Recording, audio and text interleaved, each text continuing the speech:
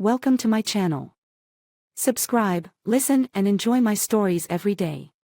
Leslie had always been meticulous, far more so than I ever was. Every action, every step she took seemed calculated, almost rehearsed. That's what made her so maddening at times. It was like living with someone who was always one step ahead, always hiding something behind that perfect smile. And for years, I had dismissed the unease, that gnawing feeling in the pit of my stomach, chalking it up to stress or paranoia. After all, what could she possibly be hiding? Today, however, felt different. We had been arguing again, this time about something insignificant, maybe the dishes, maybe the way I forgot to pick up groceries. But the tension had been building for weeks, maybe even months, and tonight, it finally boiled over. "You never listen," Leslie shouted, her voice cracking as she threw her hands up in frustration. I stood there, arms crossed, my own temper barely restrained. "Listen to what, Leslie? The same complaints over and over again. I'm tired of this." She glared at me, her chest heaving with anger, and for a moment, I thought she might say something that would end it all, something that would finally break the last fragile thread holding us together. But instead, she turned, storming out of the room. That's when I saw it. The small, silver key slipped from her pocket as she stormed off, landing with a soft clink on the hardwood floor. It was so tiny, so unassuming, that under any other circumstances, I might not have noticed. But there it was, glinting in the faint light from the hallway. I waited a moment, my heart pounding, watching as she disappeared into the bedroom, slamming the door behind her. Silence filled the house, the kind of heavy silence that comes after a storm, but my mind was anything but calm. That key. I had seen it before. Leslie always kept it with her, hidden, tucked away like some kind of prized possession. Once, I had asked her about it, and she brushed me off, saying it was for an old jewelry box she'd inherited from her grandmother. But something about her tone, the way her eyes flickered with nervous energy, made me suspicious. I picked up the key, feeling its weight in my hand, my fingers trembling slightly. This was it. This was my chance. I moved quickly, my footsteps quiet as I made my way to the spare room, the one Leslie always kept locked. She never let me inside, said it was her space, a place for her thoughts and personal things. I had respected that for years, but now, holding the key, my respect had vanished. The lock clicked open with a soft, almost anticlimactic sound, and I stepped inside. The room was exactly as I had imagined it, neat, organized, almost sterile. But one thing stood out immediately, the box. It was a small wooden chest, sitting innocuously on the shelf, just waiting. My pulse quickened as I approached it, the key fitting perfectly into the lock. I hesitated for just a moment, a final fleeting thought telling me to stop, to turn back. But I couldn't. The argument, the years of tension, the distance that had grown between us, all of it pushed me forward. I opened the box. Inside was a collection of letters, old and new, stacked neatly, tied with ribbon, as if they were something to be cherished. And then there were the pictures, dozens of them, photos of Leslie with a man I had never seen before. They were smiling, laughing, holding hands, their faces too close for comfort. My stomach turned as I sifted through the evidence of her betrayal, each letter, each photo driving the knife deeper. Leslie had a lover. And not just any lover, a man she had been with for years, maybe longer. The letters spoke of secret meetings, stolen moments, a life she had been living without me.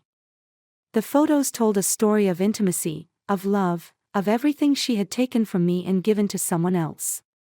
I felt my hands shaking, my vision blurring as the weight of it all hit me. She had lied. She had betrayed me, and she had done it with a level of care and precision that left no room for doubt. There was no excuse, no misunderstanding. This was the truth, laid bare before me in the most brutal way possible. I stood there for what felt like an eternity, the world spinning around me, trying to process what I had just uncovered. And then, slowly, a new feeling began to take hold: rage. Not the kind of rage that makes you lash out in the heat of the moment, but the cold, calculated kind. The kind that simmers beneath the surface, waiting for the perfect opportunity to strike. I wasn't going to confront her. No, that would be too easy. Too predictable. She deserved worse than that. I put everything back into the box, locking it again with the same care Leslie had used to hide it from me for all these years. I placed the key back where she had dropped it, and then, I walked out of the room, my mind already working through the details of my plan. She would never see it coming. I wouldn't just confront her, or leave her, or do anything that would give her the satisfaction of thinking she had won. No, I would break her, slowly, piece by piece, the same way she had broken me. Leslie wouldn't know what hit her. I never divorced her. I never saw her again. But I made sure that she would never forget what she had done. And that was enough for me. Leslie comes home late again. This time, it's well past midnight, and the click of her heels on the hallway floor is softer, almost cautious. I'm sitting on the couch, staring blankly at the TV, though I haven't heard a word of the show in over an hour. My thoughts have been somewhere else, tangled in plans she doesn't know are in motion. Late night? I ask, not bothering to look away from the screen. Leslie stiffens, just for a second, before forcing a smile. Yeah, sorry. Work ran late, and then I grabbed dinner with Janet. You know how it is. I say, my voice flat. I don't need to confront her, not yet. I'm not ready for her lies to fall apart in front of me.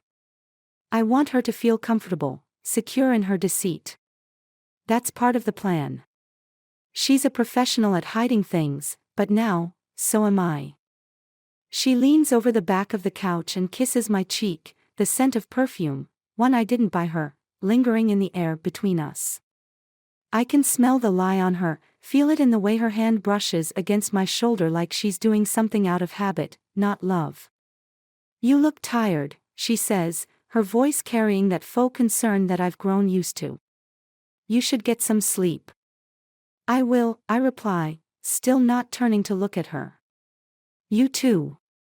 She disappears down the hallway, and I listen to her routine, the same one every night, turning the faucet in the bathroom, brushing her teeth, shutting the bedroom door quietly behind her.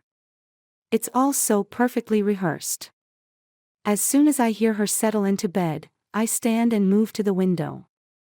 Outside, the street is quiet, the occasional car passing by under the glow of streetlights. My phone buzzes in my pocket, and I pull it out to see a message from someone who isn't supposed to exist. All set. We're ready when you are. I smirk to myself and type a quick response before pocketing the phone. Everything is in place. The pieces are moving. The next day is typical, routine. Leslie gets up early, dressed in one of her polished suits, hair perfectly styled, ready to head off to her job. I, on the other hand, linger around the house longer than usual. I'm not in a rush anymore. Not for work, not for anything. I have my real task ahead, and today, it's going to start taking shape.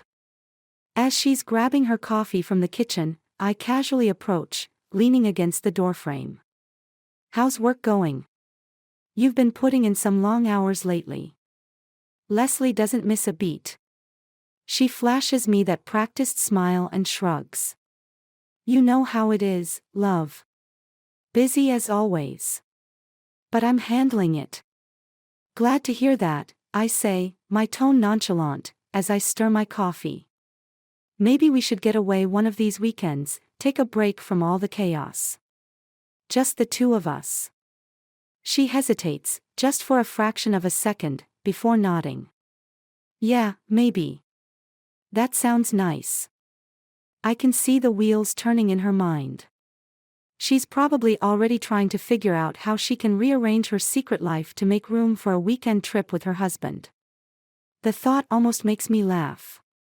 Great, I say, stepping forward to kiss her on the cheek. I'll start planning.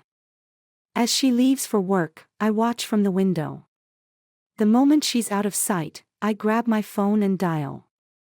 It's time, I say into the phone. She'll be out of the house for the rest of the day. Get in there, do your thing. And don't leave a trace. By the time I return home later that evening, everything is exactly how I left it, except for one thing. Leslie's secret room has been thoroughly searched. I knew she had more than just that box of letters. She wouldn't have gone through all this trouble for a few old love notes. Sure enough, what my associate uncovered was far more than I had imagined: financial records, secret bank accounts, expensive gifts purchased under a different name. Leslie wasn't just having an affair, she was living a whole second life. And I was going to dismantle it, piece by piece. Later that night, we sit at the dinner table, our conversation light, ordinary. She tells me about her day, and I pretend to listen. All the while, my mind is racing with the next step. How's Janet doing? I ask casually, referring to her so-called dinner companion from the night before. Good, Leslie says quickly, nodding as she stabs at her salad. She's been stressed at work, but she'll be fine. Funny, I say, setting down my fork. I ran into her this afternoon at the coffee shop. She didn't mention seeing you. Leslie's eyes flick up to meet mine, her fork frozen midair. It's subtle, but I see the panic flash in her eyes before she recovers. Oh, we met later, after work. Maybe she forgot to mention it. Right, I say, my voice thick with sarcasm. I'm sure that's it. We continue eating in silence, the tension thick between us. She knows something is off. I can see it in the way she fidgets, the way her eyes dart to the door, as if she's already thinking of an escape. I let the silence stretch, savoring it. She has no idea what's coming. Later that night, as she sleeps beside me, I sit up, watching her. She looks peaceful, innocent even, but I know better. My phone buzzes on the nightstand, and I check the message. Everything's set for tomorrow. Let us know if you need anything else. I put the phone down, my heart pounding with anticipation. Tomorrow, I would make my first move. Tomorrow, Leslie's perfect little world would start to unravel. And the best part? She wouldn't even see it coming. Morning arrives with an eerie calmness, the kind that sets your nerves on edge because you know it's just the quiet before the storm. Leslie is in the kitchen, humming to herself, as if everything in our world is perfectly normal. She's dressed in another sleek outfit, her hair pulled back just right. To anyone else, she'd look like a successful, confident woman. But to me, she looks like prey. I walk into the kitchen, watching her move around, oblivious to the fact that the noose around her neck is tightening. Good morning, she says, flashing me a quick smile. Coffee's ready. I pour myself a cup, letting the steam warm my hands, trying to suppress the satisfaction that simmers beneath the surface. Today's the day. It's time to start the game, time to pull at the threads that hold her carefully constructed life together. Anything special planned for today? I ask casually, sipping my coffee. Just work. Meetings all day. Probably another late one. She glances at me briefly, her expression unreadable. I wonder if she's already making plans to see him again, her lover, the one she thinks I don't know about. Right. Another busy day, I reply, keeping my tone even. Well, don't overwork yourself. You never know when you might need to take some time off. She laughs, but it's forced, uncomfortable. I'll keep that in mind. As Leslie leaves for work, I wait for the door to close behind her before pulling out my phone. The wheels are in motion, and I'm ready to make my move. By mid-afternoon, the first signs of disruption appear. Leslie's phone rings twice, and she ignores it, assuming it's just another work call. But then it rings again, and again. She finally glances at the screen, her brow furrowing as she answers. "Hello?" she says, her voice professional but with an edge of irritation. There's a pause, and I can hear the low murmur of the person on the other end of the line. Leslie's expression changes in an instant, confusion, then panic. "What?" "That's impossible," she says, standing up abruptly from her desk. "There must be some mistake." She walks out of her office, phone pressed to her ear, her voice dropping to a frantic whisper. "I don't know how that happened. I didn't authorize any transfers." She paces, her heels clicking on the tile floor, as she tries to understand what's going on. "But I already know." The money she thought was safe in her secret accounts is gone, siphoned away into places she'll never find. She doesn't know how, but I do. I planned it all. I watch from the shadows, waiting for the perfect moment to reveal myself. Later that evening, Leslie storms into the house, her face flushed with a mixture of anger and fear. She doesn't even greet me, just drops her purse on the counter and heads straight to the bedroom. I follow her, leaning casually in the doorway. "Tough day?" I ask, pretending not to notice her distress. She looks at me, her eyes wide with a barely concealed panic. "You wouldn't believe the day I've had. Try me." She hesitates, running a hand through her hair. I think someone hacked into one of my accounts. Money's missing. A lot of money." I raise an eyebrow, feigning concern. "Wow. That's serious. Did you contact the bank?" "Of course I did," she snaps, then immediately softens her tone, realizing she's let her fear slip through. "Sorry. It's just, everything's such a mess right now. They're investigating it, but they can't explain how it happened." "Strange," I say, taking a step closer. "It sounds like someone must have had inside access. Someone who knew exactly how to get to that money." Her eyes flicker with uncertainty, and for the first time, I see the cracks in her facade. She's wondering if I know. She's wondering if I had anything to do with it. But she doesn't dare ask. "I'll figure it out," she says quietly, more to herself than to me. I lean in, my voice low and steady. "I'm sure you will." Over the next few days, the situation spirals out of control. Leslie becomes more frantic, more paranoid. She's on the phone constantly, calling banks, lawyers, anyone who might be able to help her track down the missing money. But no one can give her the answers she wants. Every lead she follows dead ends, and with each failure, she grows more desperate. At home, she's a different person, distracted, distant. I watch her unravel with a cold satisfaction, knowing that this is only the beginning. One evening, as we sit across from each other at the dinner table, I decide it's time to take things a step further. "You seem distracted lately," I say, cutting into my steak. "Everything all right?" Leslie doesn't meet my eyes, her fork pushing food around on her plate. "I'm just stressed.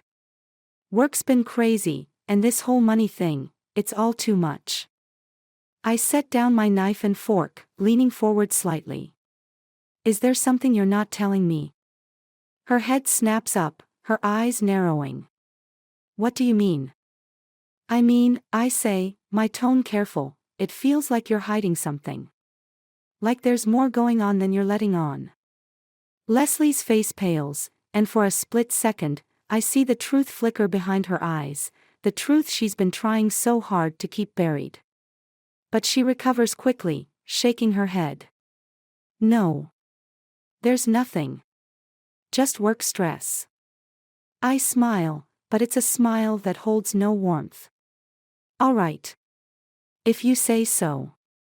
That night, after Leslie falls into a restless sleep, I make my move. I know she's been using a burner phone to communicate with him, her lover. She thinks she's so clever, hiding her tracks, but she's not careful enough. I found the phone weeks ago, hidden in the bottom of her gym bag, and tonight, I'll use it to my advantage. I retrieve the phone from its hiding spot and scroll through the messages, loving, intimate texts between Leslie and the man she's been seeing behind my back. I read through them with a detached calm, my anger long since transformed into cold resolve. I compose a message, pretending to be her, and send it to him. I think my husband knows. We need to talk. Meet me tomorrow night at the usual place. I hit send, then place the phone back where I found it. Tomorrow, the next phase of my plan will begin. Leslie has no idea what's coming, and her lover. He's about to walk right into a trap. The next evening arrives, heavy with anticipation. I've rehearsed this moment in my mind countless times, every detail meticulously planned. Tonight, the web of lies Leslie has spun for years will collapse, and I'll be the one to pull the final thread. Leslie has been on edge all day. She's barely spoken to me, her mind clearly elsewhere, no doubt on him, her lover. She doesn't know that I've already set the trap. I watch her from across the living room, her fingers tapping nervously on her phone, her eyes flicking toward the door every few minutes. Expecting someone? I ask, my voice casual. She startles slightly, shaking her head. No. Just waiting for a work email. Work, I repeat, the word bitter in my mouth. Of course. The silence between us stretches, thick with tension. She doesn't know that I've already sent the message, that I've already set up the meeting. I've been one step ahead of her this whole time, and now she's about to walk into the final act of her own undoing. I'm going out for a bit, she says suddenly, standing up and grabbing her purse. I need some air. I stand as well, my eyes following her every move. Where are you going? Just for a drive, she replies, her tone too quick, too defensive. I'll be back soon. I watch her leave, the door closing softly behind her, and then I follow. She has no idea that I'm right behind her, that I know exactly where she's going. The usual place is a quiet, secluded spot just outside the city. It's the kind of place you go to when you want to be hidden, when you want to meet someone without being seen. Leslie pulls up first, parking her car in the shadows. She's looking around nervously, checking her phone, waiting for him. I pull up a distance behind her, watching from the cover of darkness. She doesn't see me. She's too focused on what's about to happen, too busy preparing her lies for him. Not long after, his car arrives. I recognize him from the photos, tall, confident, with a smirk that makes me want to break something. He gets out of his car and approaches Leslie's window. She rolls it down, and they start talking in hushed voices, too far away for me to hear. For a moment, I feel the familiar burn of rage, the same rage I felt when I first found the letters, the photos, the proof of everything she's been hiding. But I force it down, keeping my focus. I can't let the anger control me now. This is about revenge, cold and calculated. I wait until they're both distracted, caught up in whatever excuses Leslie is spinning for him, and then I make my move. Quietly, I slip out of my car and approach them from behind, staying in the shadows until I'm close enough to hear their voices. I don't know how he found out, Leslie is saying, her voice shaking. But I'm scared. He's been acting so strange lately. I think he knows about us. Well, what are you going to do about it? The man asks, his tone irritated. You can't just sit around waiting for him to figure everything out. I know, Leslie whispers. But I can't leave him, not yet. Not without. She stops mid-sentence, and I step into the light. Not without what? Both of them freeze, turning to face me, their eyes wide with shock. Leslie's mouth opens, but no words come out. The man steps forward, trying to play it cool, but I can see the fear in his eyes. "Hey, man," he says, raising his hands in a placating gesture. "This isn't what it looks like." "Shut up," I snap, my voice low and dangerous. "I've known about you for months." Leslie steps between us, her face pale. "Please, just let me explain." "Explain what?" I cut her off, my voice cold. "Explain how you've been lying to me for years. How you've been sneaking around with him behind my back, living this whole other life." She opens her mouth to respond, but I don't let her. "I don't want your excuses. I don't care anymore." The man steps forward again, trying to look brave, but his voice trembles. "Look, we can work this out. There's no need for things to get ugly." I laugh, a harsh, bitter sound.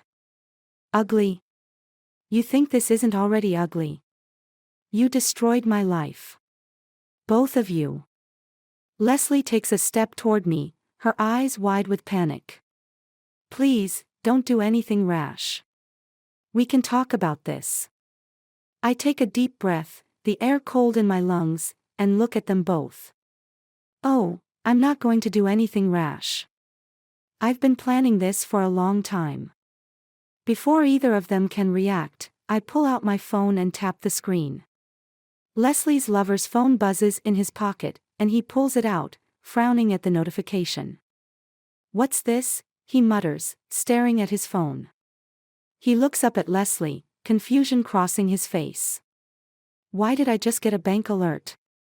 I smile, a cruel smile that doesn't reach my eyes. "That's all your money. Or what used to be your money. You didn't think Leslie was only taking from me, did you?" His eyes widen, and he turns to Leslie, his face a mask of betrayal. "What the hell is he talking about?" Leslie stammers, I didn't.